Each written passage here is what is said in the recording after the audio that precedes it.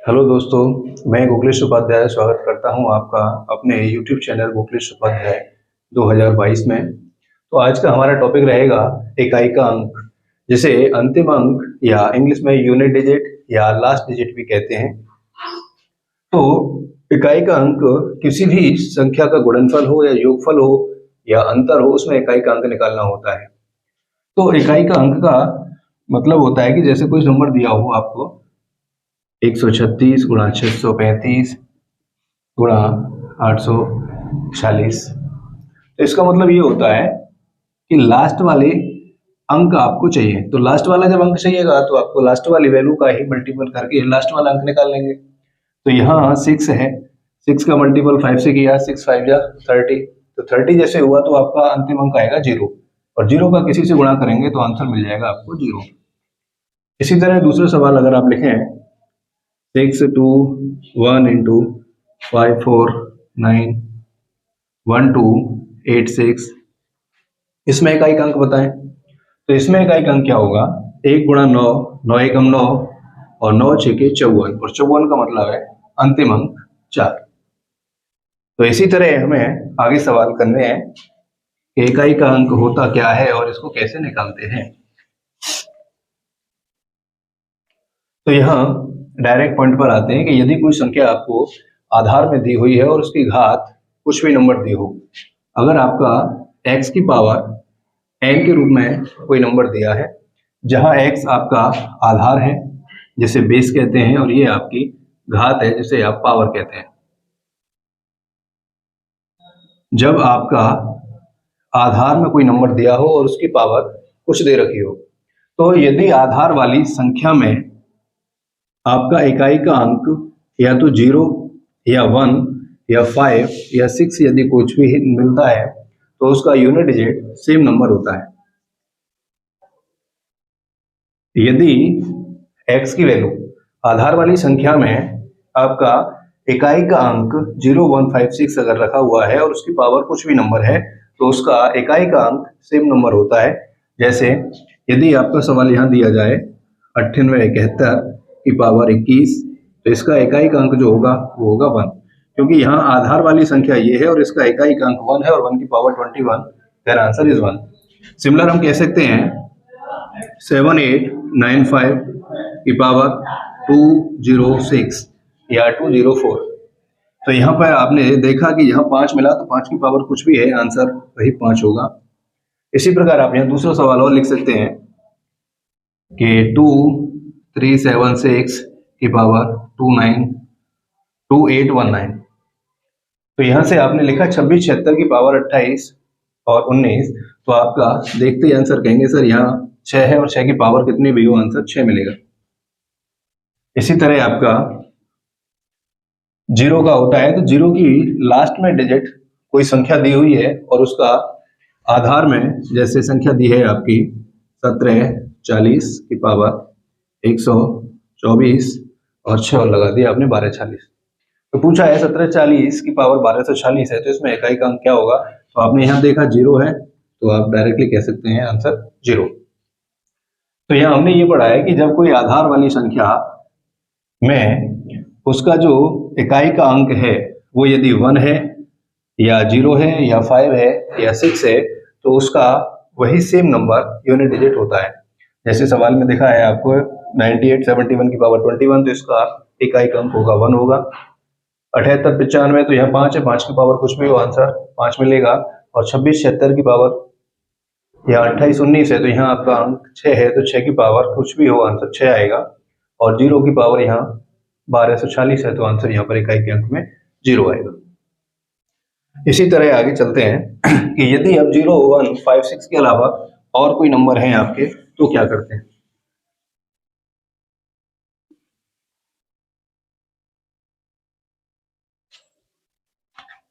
यदि 4 और 9 आपका कोई नंबर आता है, तो 4 के लिए आप करेंगे कि यदि 4 की पावर 1 है तो आंसर 4, 4 की पावर 2 है तो आंसर आप कहते हैं सर 16, 4 की पावर 3 है तो आप कहेंगे 64, और 4 की पावर 4 है। जब 4 की पावर 4 है तो हमें इसका मतलब होता है कि 4 को 4 बार गुणा करना। तो यहाँ 4 का 4 से गुणा करेंगे तो यहाँ आपको क्या मिलेगा 6। अर्थात 4 की पावर 4 का मान टोटल होता है 256, जो कि हमें हर बार याद नहीं करना होता है। तो यहाँ से हमने ये नोटिस किया है कि 4 की पावर 1 पे वैल्यू 4 है, 4 की पावर 2 पे वैल्यू 6 है, और 4 की पावर 3 पे यहाँ आया अंतिम अंक 4, फिर 4 की पावर 4 तो अंक आया 6। तो यहाँ से हम कह सकते हैं कि यदि 4 की घात कोई सम संख्या है, यदि 4 की घात कोई सम संख्या है तो इसका इकाई का अंक 6 होता है, और यदि 4 की घात कोई विषम संख्या है तो उसकी घात विषम संख्या होने पर इकाई का अंक रहेगा जो रहेगा 4। सम संख्या उसे कहते हैं जो 2 से पूरी पूरी विभाजित हो जाए, और विषम संख्या उसे कहते हैं जो 2 से पूरी पूरी विभाजित ना हो। तो यहाँ से आपने देखा कि 4 की पावर यदि कोई सम संख्या है तो आंसर आप कहेंगे 6, और विषम संख्या है तो आप आंसर कहेंगे 4। इसी तरह 9 के लिए होता है 9 की पावर 1, देन 9, 9 की पावर 2 81, 9 की पावर 3 करेंगे आप तो 729। इसी प्रकार 9 की पावर 4 करेंगे तो आप 9 का 3 बार कर चुके हैं, तो 9 की पावर 4 का गुणा करेंगे आप तो 9 का लास्ट वाले अंक से करें, 9 9 81, तो लास्ट में आपको मिल रहा है 1।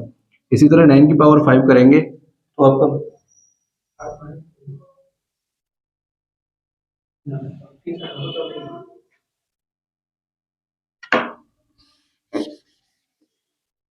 रोक दो। इसी प्रकार 9 की पावर 4 तो लास्ट में आएगा आपका 1। तो यहां से आपने देखा कि यदि 9 की पावर यदि सम संख्या है तो आपकी 9 की पावर सम पर जो इकाई का अंक आएगा वो 1 आएगा, और विषम पर जो आएगा वो 9 आएगा। अब बात आती है कि सर 4 और 9 के 0 1 5 6 हो गया है, तो आगे अगर और नंबर आएंगे तो उनके लिए क्या होता है। तो अगला नंबर यदि 2 है, 3 है, 7 है या 8 है, 2 3 7 और 8, यदि किसी आधार घातांक की संख्या वाले आधार की संख्या में इकाई का अंक 2 3 7 और 8 यदि है तो इनकी एक साइक्लिसिटी होती है। साइक्लिसिटी का मतलब होता है चक्र। जब इनको यदि हम ऐसे लिख दें 2 की पावर 1 तो 2 की पावर 2 किया आपने 4, 2 की 3 8, 2 की पावर 4 पे आपने किया 16, फिर 2 की पावर 5 32, ऐसे ही 2 की पावर 6 पे लास्ट किया 64। तो यहाँ से 4 अंक के बाद इनकी जो साइक्लिसिटी है वो रिपीट हो रही है।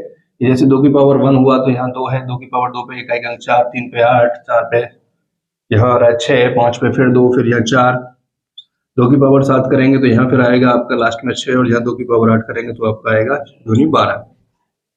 तो यहाँ से नोटिस किया है कि आपने ये 2 की घात 4 से आगे जाने पर वही आपकी साइक्लिसिटी रिपीट हो रही है। तो 2 की पावर 1 पर 2 है, 2 पे 4 है, 3 पे 8 है और 4 पे 6 है, फिर यहाँ 5 पे 2, 6 पे 4, 7 पे 6 और 8 पे 2। तो ये 2 3 7 और 8 की साइक्लिसिटी 4 के बाद रिपीट होती है। तब हम कहते हैं कि जब आपका इन संख्याओं में घात कुछ भी हो तो सबसे पहले घात में हम 4 का भाग देके आते हैं। जैसे यहाँ ये है 2 की घात 5, तो 2 की घात 5 को आप लिख सकते हैं 2 की घात 1 गुणा 2 की घात 4, और 2 की घात 4 की साइक्लिसिटी में आपका आंसर आया है 6। तो जब यहाँ आपका 6 आया है तो 6 जब यहाँ गुणा आएगा तो 2 की पावर 1 का वैल्यू 2 इंटू 6, तो 6 दूनी 12, 12 का 2। तो हम कह सकते हैं कि जब आपका घातांकीय संख्या में आधार वाली संख्या का इकाई का अंक 2 3 7 और 8 होता है तो हमें सबसे पहले घात में 4 का भाग देना होता है, और जो शेष फल बचता है उसे हम इकाई के अंक की घात बनाकर लिख देते हैं। और यदि शेषफल आपका वहां 0 बचता है तो उस केस में शेषफल 0 को 4 मानकर हल करते हैं। इसी तरह 3 7 और 8 की साइक्लिसिटी होती है, तो 2 3 7 और 8 की साइक्लिसिटी के लिए इनकी घात कुछ भी हो तो आपको सबसे पहले भाग 4 का देना होगा, और जो शेषफल बचेगा उसको आप इकाई के अंक की घात बनाकर हल कर देंगे। अब सवाल करते हैं 631 गुणा 289 गुणा 781 गुणा 452 में इकाई का अंक क्या होगा। तो हमें इकाई का अंक पढ़ने के लिए अंतिम अंकों को लेना होगा। तो 1 गुणा 9 गुणा 1 गुणा 2, तो 1 गुणा 9, 9 एकम 9, 9 एकम 9, 9 दूनी 18, 18 में 8, तो आंसर होगा आपका 8। इसी प्रकार ये दूसरा सवाल है 938 गुणा 845 गुणा 384 गुणा 212 में इकाई का अंक। तो यहाँ से आपने 8 गुणा 5 गुणा 4 गुणा 2, तो 8 पंजे 40, 40 का 0, और 0 को किसी में गुणा करेंगे तो आंसर मिलेगा 0। सवाल है 15 24 की पावर 81 में इकाई का अंक क्या होगा। तो यहाँ ये जो 4 है, सवाल ये बनेगा आपका 152 से कोई मतलब नहीं है, ये 4 की पावर 81। और अभी हमने पढ़ा है कि जब 4 की पावर कोई सम संख्या होती है तो उसका आंसर होता है 6, और 4 की पावर विषम है तो उसका आंसर होगा 4। तो इसका इकाई का अंक जो होगा वो होगा 4। इसी तरह 31 59 की पावर 285 में इकाई का अंक क्या होगा। तो वही प्रोसेस हमने यहाँ 9 के लिए पढ़ा है कि यदि 9 की पावर कोई सम संख्या है तो 9 की पावर सम संख्या होने के लिए आंसर होता है आपका 1, और 9 की पावर जब कोई विषम संख्या है तो आंसर मिलेगा उसका 9। तो इसमें आपकी 9 की पावर विषम है तो विषम होने के लिए आपका आंसर होगा 9, क्योंकि हमने पढ़ा है अभी 9 की पावर यदि सम है तो आंसर 1 और विषम है तो आंसर 9। अगला सवाल है 213 की पावर 16 गुणा 522 की पावर 20 गुणा 218 की पावर 32 में इकाई का अंक क्या होगा।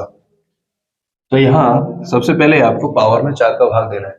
तो यहाँ जो सवाल है वो 213 है, 213 में 21 का कोई रोल नहीं है, सवाल बनेगा आपका 3 की पावर 1 16 है, यहाँ से 52 का कोई मतलब नहीं है, 2 की पावर 20, और यहाँ से आपका सवाल है 8 की पावर 32।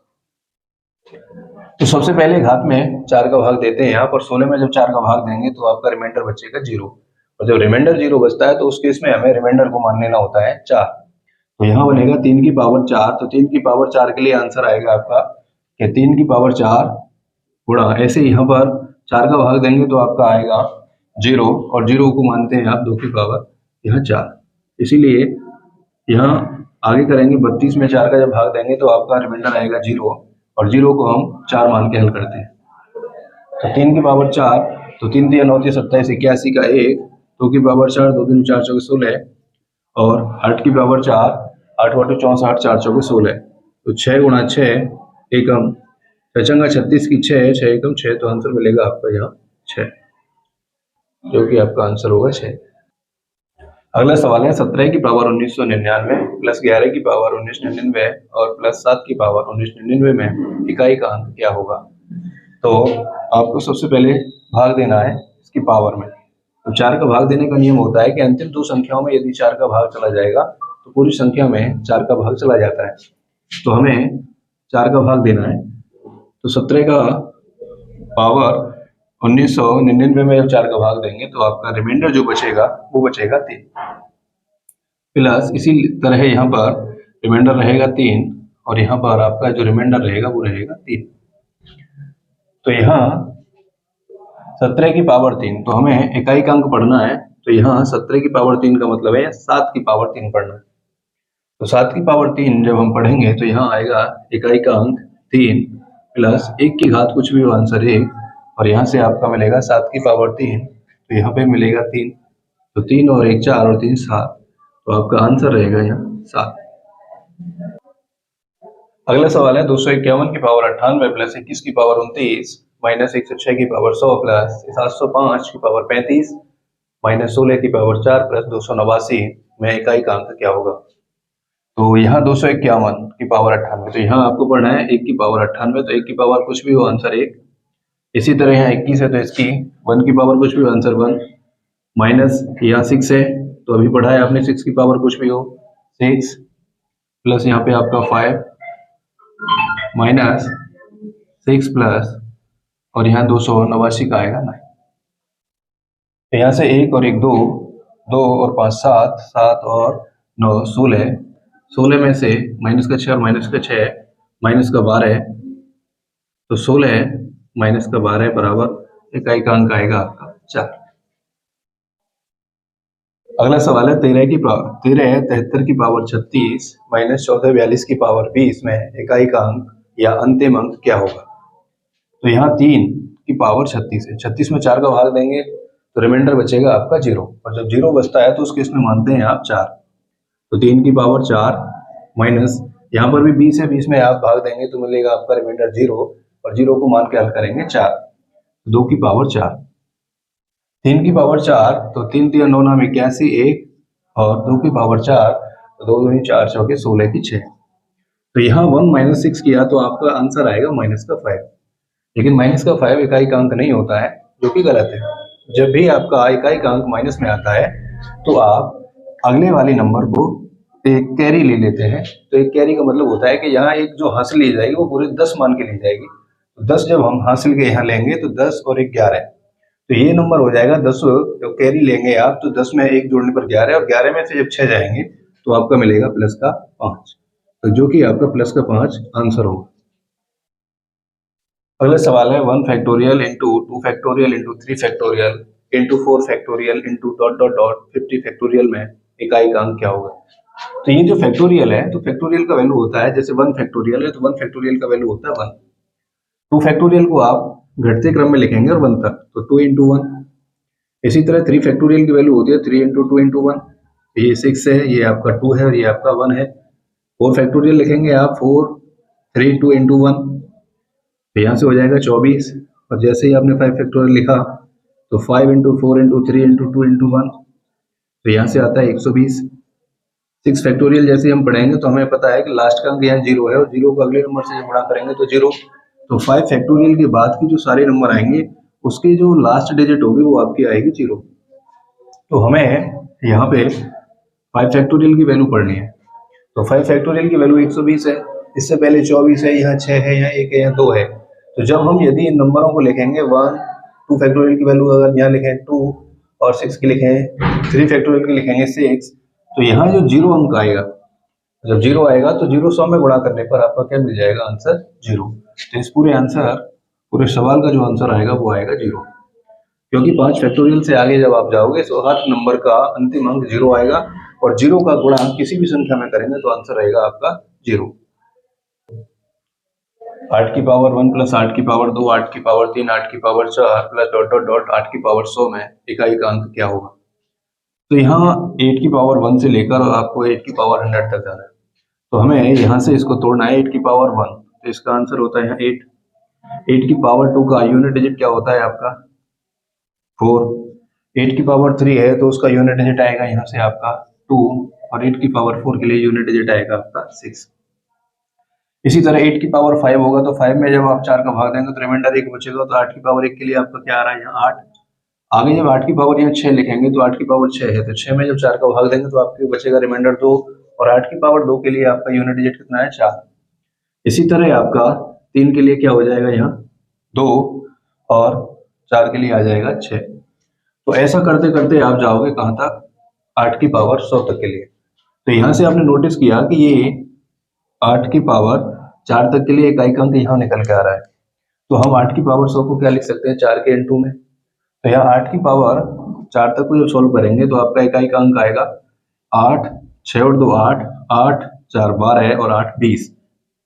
तो ये 8 की पावर 1 से 8 की पावर 4 तक के लिए आपका जो सॉल्यूशन आया वो आया 20, और ऐसे ही हमें जाना है 8 की पावर 100 तक। तो हम इसको लिख सकते हैं 4 गुणा 25, तो 4 गुणा 25 करेंगे तो 25 हो गए 100, और 4 तक की वैल्यू हमारे पास आई है 20, तो हम अगले 20 का गुणा 25 से करेंगे तो क्या आएगा अंतिम अंक 0। तो हम डायरेक्टली भी कह सकते हैं कि 8 4 12 और 2 14 और 6 20, 20 का लास्ट डिजिट होगा 0, और 0 का किसी में भी आगे गुणा करेंगे आप तो आंसर आएगा 0। अगला सवाल है प्रथम 50 पूर्ण संख्याओं के योग का इकाई का अंक क्या होगा। यह पूछा है 50 पूर्ण संख्या, तो पूर्ण संख्या उसे कहते हैं जो 0 से इनफाइनाइट तक चलता है। अर्थात यहाँ जो आप लोग और हम लोग दिक्कत करते हैं, आप लोग वो ये करते हैं कि 50 1 से लेकर सीधा 50 तक मान लेते हैं, लेकिन पूर्ण संख्या होती है 0 से काउंट करके। तो प्रथम 50 पूर्ण संख्या क्या होंगी आपकी 0 1 2 3 4 और कहाँ तक होंगी 49 तक। और हमने 0 को किसी संख्या में अगर आप जोड़ दें या घटा दें कोई फर्क नहीं पड़ता, तो यहाँ से ये क्या बनेगा 1 से लेकर 49 प्राकृतिक संख्याओं के योग वाला फॉर्मूला जो कि आपने पढ़ा है होता है n n plus 1/2। तो यहाँ जो n होगा वो आपका क्या होगा 49, n plus 1 50/2। तो 2 से जब गुणा करें इसको काटेंगे आप 25 बार, और हमें पढ़ना है इकाई का अंक, तो 5 का गुणा 9 से करेंगे 9 5 45, तो आप कह देंगे सर इसका आंसर होगा 5। अगला सवाल है, यदि 193 गुणा 456 गुणा 64 n का इकाई का अंक n प्लस 2 है तो n का मान क्या होगा।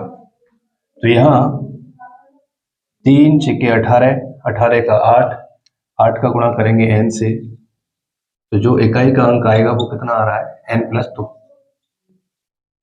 तो 8 गुणा n बराबर n प्लस 2। तो यहाँ हम ऑप्शन की हेल्प लेते हैं। यदि हम पहला ऑप्शन 5 रखते हैं तो 5 रखने पर n की जगह तो 8 5 40, 40 का 0 बराबर, अगर यहाँ n भी 5 रखेंगे तो 5 और 2 7, तो 0 बराबर नहीं है 7 के, इसलिए आपका ऑप्शन नंबर पहला कट जाएगा। अगला नंबर लेंगे आप, यहाँ अगर रखते हैं 6, तो 6 इंटू 8 करेंगे तो 48, 48 का यूनिट डिजिट होगा आपका 8 बराबर है, यदि यहाँ पे भी 6 रखते हैं तो 6 प्लस 2 8 हो जाएगा। तो ये आपका ऑप्शन नंबर बी राइट होगा। तो n का मान जो होगा वो होगा आपका 6।